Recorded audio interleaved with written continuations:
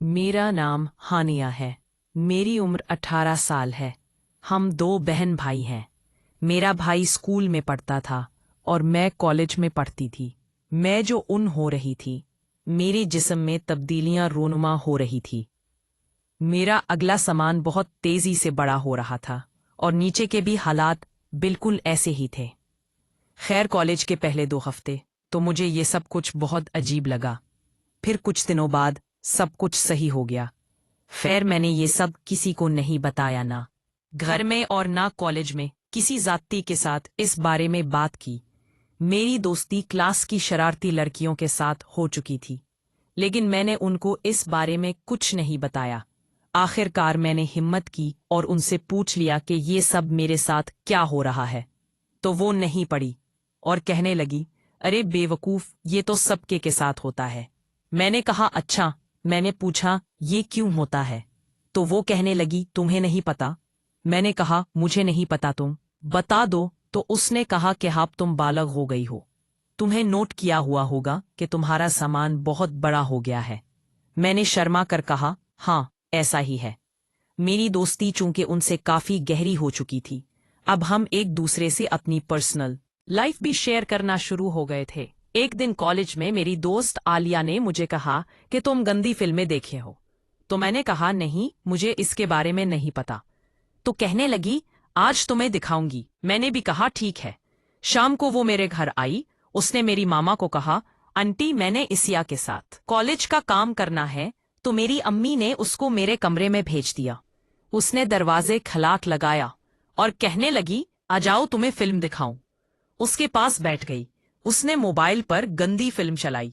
ही film चली तो मैं हैरान हो गई, क्योंकि फिल्म में गैर अखलाकी चीजें थी। मैंने उसे मना किया कि ये क्या दिखा रही हो। तो वो कहने लगी, अरे देखो तो सही, बहुत मजा आएगा। ठीक 10 मिनट बाद वाकई मुझे मजा आना शुरू हो गया। फिर उसने मुझे बताया कि ये सब कुछ क्या होता है। अब मुझे ये फिल्में देखने की आदत हो गई थी और मेरे अंदर ख्वाहिशात पैदा होना शुरू हो गईं। आलिया का बॉयफ्रेंड था, तो वो एक दूसरे के साथ हर हफ्ते ही सब कुछ। लेकिन मेरा कोई बॉयफ्रेंड नहीं था जो मेरे साथ ये सब कुछ। ऐस्ता ऐस्ता मैंने खुद को पुरसुकून करना शुरू कर दिया। अपनी उंगलियों से गिनती लगाकर पुरसुकून हो जाया करती और दिल में ये ख्वाहिश थी कि कब मैं हकीकत में ये सब कुछ करूं। आखिरकार कॉलेज का पहला साल गुजर गया। हमें सर्दियों की छुट्टियां हुई। मैं घर पर फ्री थी, तो मैंने इरादा किया अपने मामू के घर कुछ दिन गुजारूं।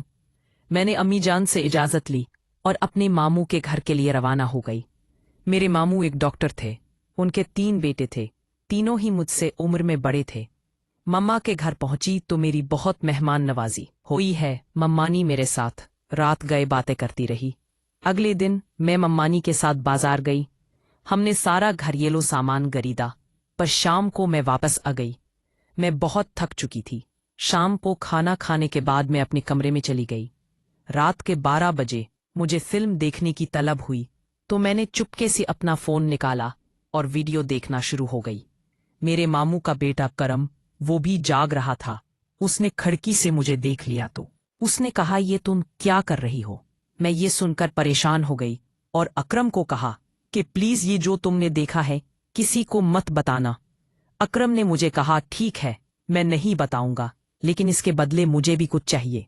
मैंने कहा, तुम्हें जो चाहिए हो ले लेना, प्लीज किसी को बताना। अकरम अपने कमरे में चला गया और मैं हो गई सुबह खौफ में अठी। मुझे शक था कि अकरम घर वालों को बता देगा, लेकिन उसने ऐसा कुछ नहीं किया और मेरा मान रख लिया। अगले दिन मामू और ममानी जान किसी दोस्त की शादी पर जाना था। वो शाम को 8 बजे घर से चले गए।